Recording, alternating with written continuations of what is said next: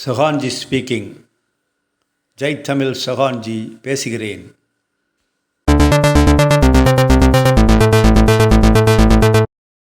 Joke spot. அண்ணே, இந்த திராவிட நாடு அது எங்கண்ணே இருக்கு? டாய்,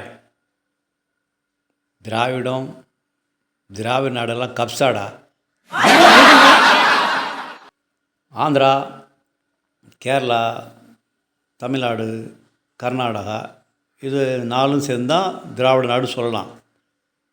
ஆனால் ஆந்திராவில் போய் திராவிடன்னு சொன்னால் மூஞ்சி உடச்சிருவான், கேரளாவில் பல்ல உடைப்பான், கர்நாடகாவில் உயிரே எடுத்துருவான். தமிழன் தான் ஏமாந்துருக்கான். என்னடா சொல்லாருங்க?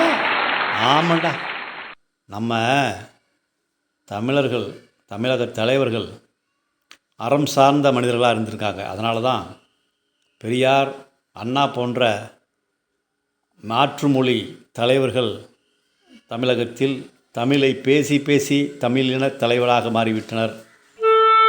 அண்ணே, அப்படி மாறினா என்னண்ணே? அதான்டா, வந்தவங்களெல்லாம் தலைவராகிட்டீங்க. அவன் என்ன பண்ணுறான்னா, தமிழருடைய கோமணத்தை உருவிட்டு இருக்கான்.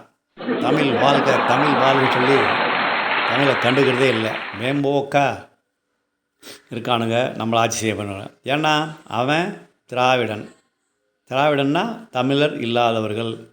என்னென்ன சொல்லாதீங்க, நம்மளை ஆட்சி செய்கிறோம் தமிழ் இல்லையா? ஆமையா, தமிழை பேசி பேசியே நம்மளை ஆட்சி செய்கிற அளவுக்கு வளர்ந்துட்டானுங்கய்யா. அந்த அளவுக்கு நீங்கள் மாங்காய் மடையனாக இருந்திருக்கீங்க. யாருன்னு சொல்கிறீங்க? தமிழர் தான் சொல்கிறையா. அறம் சார்ந்த மனிதர்கள் தான் தமிழர்கள். உங்கள் பொறுமையை அவர்கள் பயன்படுத்தி கொண்டார்கள். உங்கள் அறம் சார்ந்த குணத்தை அவர்கள் திராவிட தலைவர்கள் பயன்படுத்தி கொண்டார்கள். திராவிடர்கள், மாற்றுமொழி இனத்தவர்கள் தமிழர்களை ஆண்டு சுரண்டு கொண்டிருக்கின்றார்கள். இதை இன்னும் தமிழர்கள் புரிந்து கொள்ளாமல் இருக்கின்றார்கள். என்று தமிழர்கள் தமிழ் தேசியத்திற்கு முழுதாக ஆட்சி அமையும் அளவுக்கு ஆதரவு கொடுக்கின்றார்களோ அப்பொழுதுதான் தமிழ் வாழும் தமிழர்கள் முழுமையாக எழுச்சி பெறுவார்கள். அண்ணே, நீங்கள் சொல்லிட்டீங்கள, இனிமே என் ஓட்டு ஃபுல்லாக தமிழ் தேசியத்திற்கு தான். இப்போ யார் தமிழ் தேசியத்திற்கு முழுமையாக பாடுபடுறது? யார் சொல்லுங்கண்ணே? சீமான் தான். சீமானை ஃபாலோ பண்ணுங்க. தமிழ் தேசியம் உயிர் பெற்று வருகின்றது, விரைவில் ஆட்சியில் அமையப் போகிறது. அப்படியா அண்ணே? என் ஓட்டு சீமான் தானே.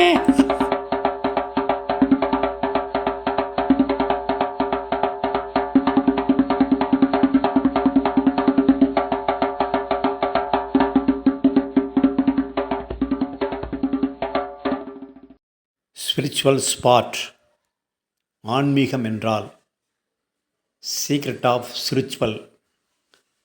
தேடல் உள்ளவர்களுக்கு இந்த காணொளி ஒரு மிகப்பெரிய வரப்பிரசாதம். ஆன்மீகம் என்பது பக்தி மார்க்கம், யோக மார்க்கம், ஞான மார்க்கம் என்று பல வழிகள் உள்ளன.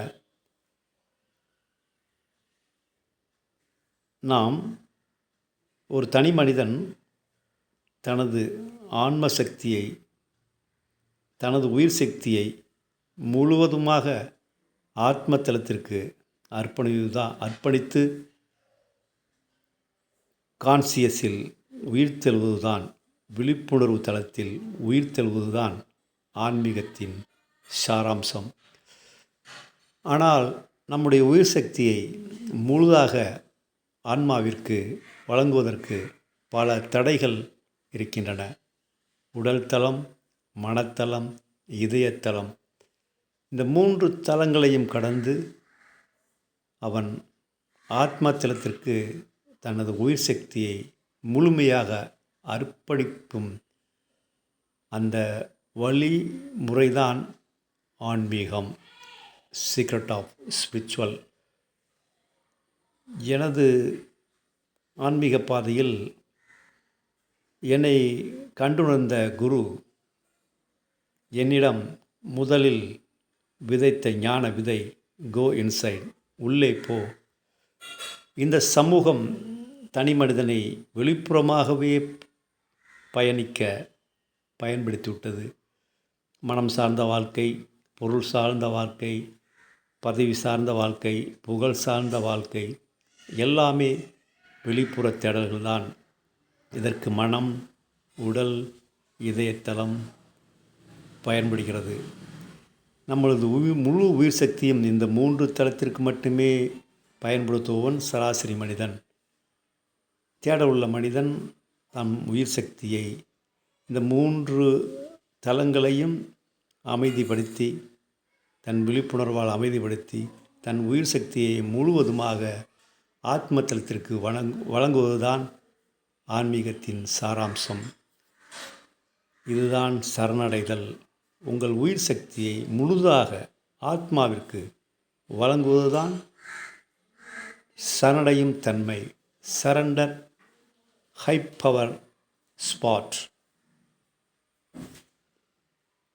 இதற்காகத்தான் ஞானமடைந்த ஞானிகள் ஒவ்வொருவரும் ஒவ்வொரு பாணியில் அவர்களுடைய ஞான விதைகளை விதைத்து கொண்டே செல்கின்றார்கள்.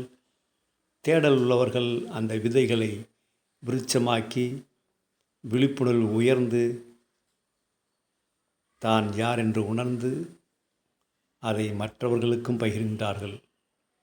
ஆதலினால் உங்கள் ஆத்மாவை நேசியுங்கள், உங்கள் ஆத்மாவை கொண்டாடுங்கள். உங்கள் சக்தியை முழுதாக ஆத்மத்தலத்திற்கு வழங்குவதற்கு அனைத்து முயற்சிகளும் செய்யுங்கள். அதுதான் ஆன்மீகத்தின் சாராம்சம்.